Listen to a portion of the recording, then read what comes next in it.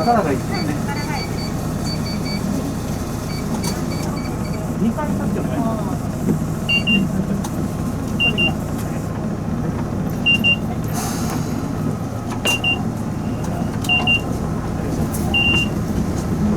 修学園から思った子供。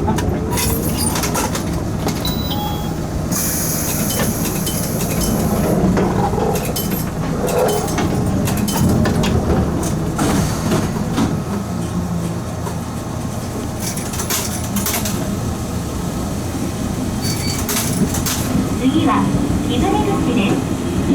木舟停車は次の木舟口が最寄りです。The next station is 木舟口。Station number E16。左側、木舟のドアが開きます。乗車券、乗車券をお持ちください。ので、お近くのドアからお降りください。All doors on the left side will open. Tickets will be collected at the station. Please exit from a nearby door.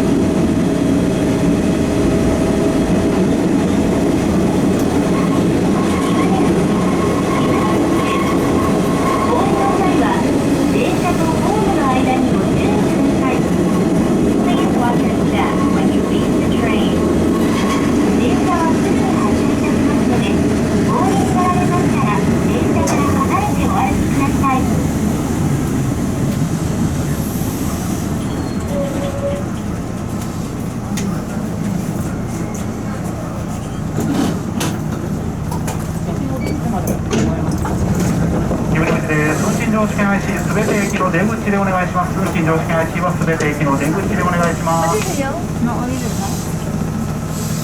浦和駅です。出町柳方面の折り返しはウエスト料金かかります。ご注意ください。扉閉めます。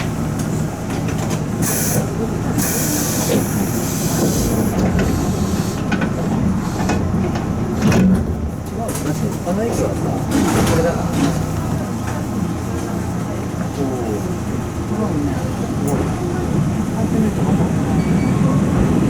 次は鞍馬